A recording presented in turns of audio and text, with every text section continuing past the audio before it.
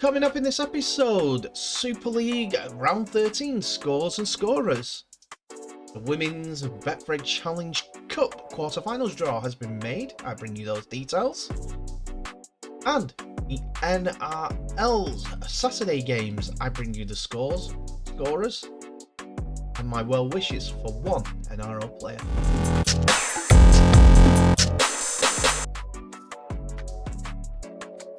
Hello ladies and gentlemen, and welcome back to the channel Held Dominance. Anthony here. Please remember to like and subscribe, and also click that notification bell if you're enjoying what you're seeing and if you want to continue seeing more. Well, it's a rugby league weekend that's full of action, as today sees the start of the summer bash, and we'll keep on top of that throughout this weekend and talk about it on Monday, about the scorers, who's impressed and things like that. Now, let's stick with the matters of Super League to begin with, as fixtures were played Thursday, Friday, and also Sunday. As we see, first of all, that the games played have been the Wigan Warriors at Hull KR, Catalans Dragons versus Wakefield Trinity, Huddersfield Giants versus Castleford Tigers, Leeds Rhinos versus Saints, and Leigh Leopards versus Warrington Wolves. Sunday will then show us Salford Red Devils versus Hull FC. The sides come into the weekend with Warrington Wolves topping the table, 4 points clear of Wigan Warriors, so no matter what the result is, they'll stay on top after this weekend. Wigan, who play the Robins, who are in third place, are in second, with Catalans Dragons in fourth, with the Leigh Leopards moving up on their shoulder, joining Salford Red Devils on 14 points, but move above the Red Devils on points scored. St Helens are in 7th, but still have that one game back, but are still 8 points behind the top of the table. Leeds Rhinos are in 8th place with 12 points as well, and Hull FC go next, and as their resurgent Black and Whites are in 9th. Big points difference they have to make up though, the third biggest in the league. Huddersfield Giants don't give away many points, but when they do, they don't perform to the best of their abilities and find themselves in 10th place with 11 games played also. Castleford Tigers and then Wakefield Trinity come to the bottom of the table. So the weekend of Super League Rugby League before we get to Magic Weekend sees some fantastic matches, and we start with the Thursday's game as Wigan Warriors just about came away with the win at Hull KR, needing golden point to secure the 2 points. Wigan, who have been severely depleted in the back row and also in the forward pack with the loss of Mike Cooper, suddenly got the 2 points thanks to a last second dive over the line from Abbas Midski to score the 22nd point for Wigan Warriors.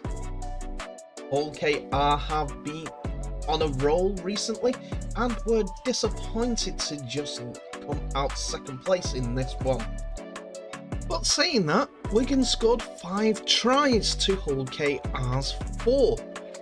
It was Liam Farrell that opened the scoring with his first of a hat-trick on the night, so I'll complete that in a few moments. But with Ryan Hall, a possible angle getting the ball down, sees that Hull KR are parity. Matt Parcells, James Batchelor and Lewis Johnson on his return for the club in his first game back gave Hull KR the commanding lead, despite Wigan leading 10 points to 4 at half time.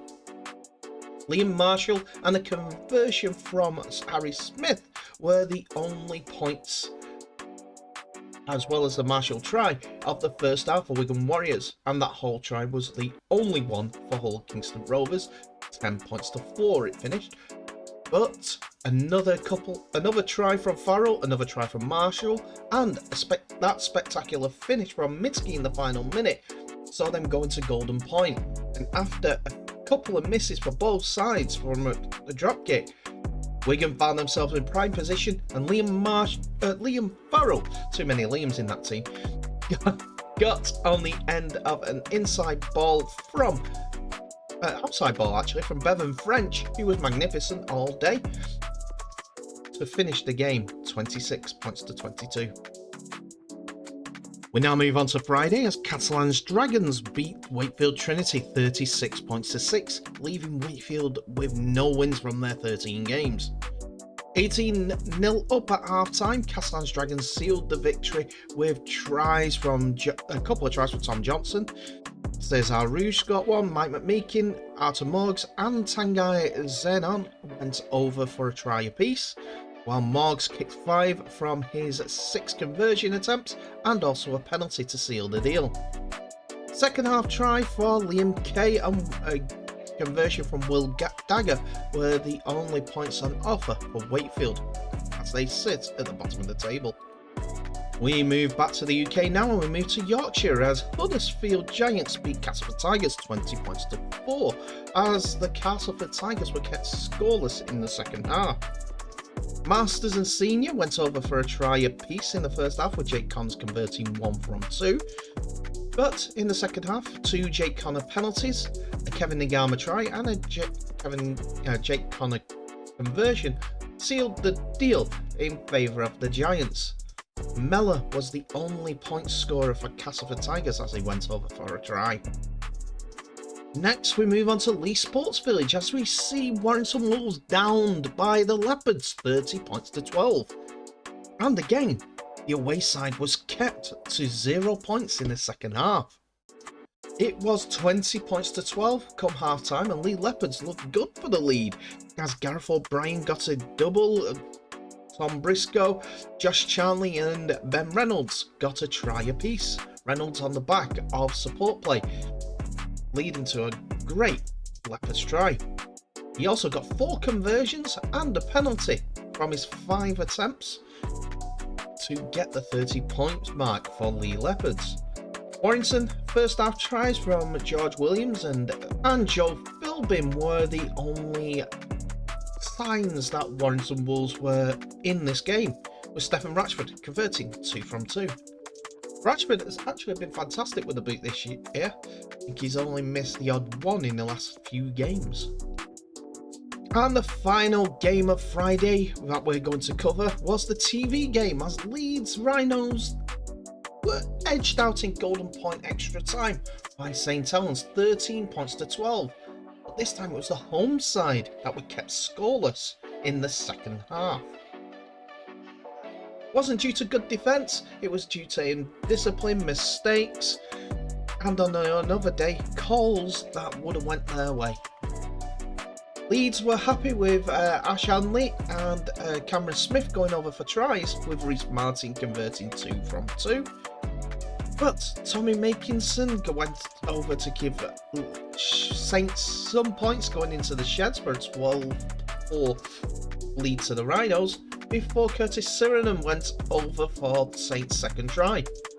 Makinson made the conversion and kicked a penalty to give a 12-all scoreline going into the final minutes. Leeds had James McDonald sent off on the 77th minute for what was a punch as retaliation for the wind-up, shall we put it, from Johnny Lomax when Sam Walters tried a high-risk pass to get his winger over on the right edge. After multiple attempts at getting the points in Golden Point, as the game finished 12-all after 18 minutes at 12-all, it wasn't until the 5th attempt at a drop goal throughout the match from Lewis Dodd, from both sides to be fair, that Saints got the win. Leeds did have their chances in Golden Point extra time, with a Reece Martin penalty not going the length. But Saints came away with a win, 13 points to 12. Next we come to the Women's Challenge Cup, as the Betfred Challenge Cup, the quarterfinals draw for the women's game was done over the weekend, and there has been some great teams coming through. The usual fare of pop through to the quarters, like Wigan Warriors, Leeds Rhinos, St Helens, York Valkyrie. But in the way that the competition is set up, the second place teams also get a chance to go into the quarterfinals. They started off initially with group games, where if you won 2 or 3 games, you were more than likely going to go through. And those teams that won 2 games were Huddersfield Giants, Lee Leopards, Cardiff Demons and Warrington Wolves. And it's the Cardiff Demons that we're going to look at, as they have been handed the toughest possible test when they break new ground for Welsh Rugby League in the Betfred Challenge Cup next month, having been drawn away to York Valkyrie, who have started the 2023 season in red hot form.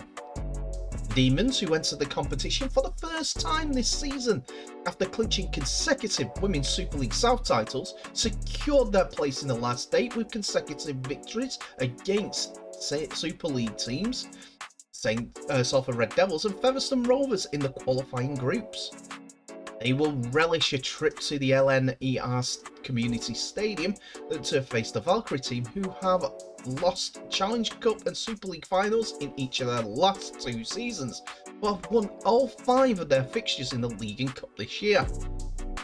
York are set to play the tie as part of a double header as their men's team, who have also reached the Challenge Cup quarterfinals, and they have been drawn at home against Lee Leopards in the last 8.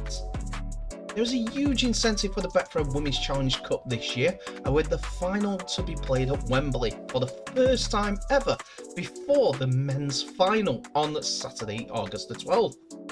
The holders are St Helens, and they will host local rivals Warrington Wolves in the last 8, with Leeds Rhinos welcoming Lee Leopards on Saturday the 17th of June, 12 PM, and Wigan Warriors will host Huddersfield Giants as the draw was made. The draw was conducted at Headingley on Friday night after the Super League Classic between Leeds and St Helens, and with Salford Red Devils coach and BBC summariser Paul Rowley drawing out the balls.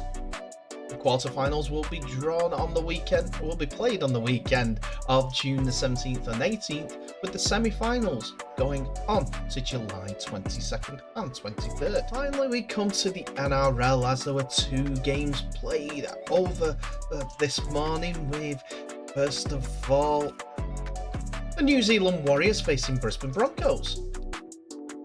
The severely depleted Brisbane Broncos of the main stars called up a number of their New South Wales team, like the son of former Broncos player Wendell Sailor Tristan, who played at fullback and had a good game, to be fair. It was 4 tries apiece, but a penalty and a misconversion were the difference between the 2 sides. The tries came through when Dean Mariner went over on the 23rd minute to open the scoring, after the Broncos were scared to death after 3 attempts from the Warriors to go for try attempts in that right corner. On the 36th minute though, the Warriors got their act together, and then it was Dallinwater and Lesniak who went over on the 36th minute. This was goal by Sean Johnson and tied the score up 6-all.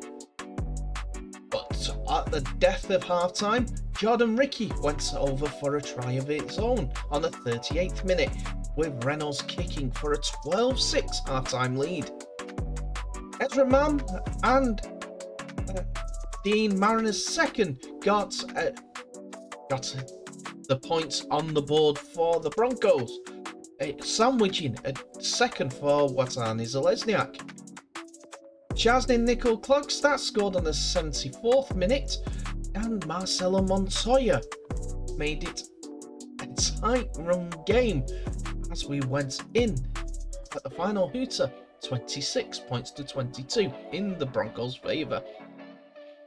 It was an absolute stonking game in the second match, as we saw the Rabbitohs defeated by the Raiders 33 points to 26, as there were tries aplenty for everyone to watch. 5 tries apiece, 4 conversions, 2 penalties, a drop goal, and we've not got on to who scored what and where. The Scoring opened up with the Rabbitohs as Jed Cartwright scored his first ever NRL try on the 6th minute, as he was in for Campbell Graham, who would have went over in that corner. Corey Horsbrook took the game by the scruff of the neck and scored on the 13th minute for the Raiders, before Albert Harawira got a double on the 17th and the 22nd minutes. Alex Johnson responded on the 28th minute with his first try of the game, before a 34th minute penalty from Jared Croker extended the lead a little bit further in the Raiders' way, with 3 tries, 2 conversions and a penalty for their 18 points to 8 lead at half time. Blake Taaffe was off with a boot as he was taking over kicking duties with Latrell Mitchell away at Origin.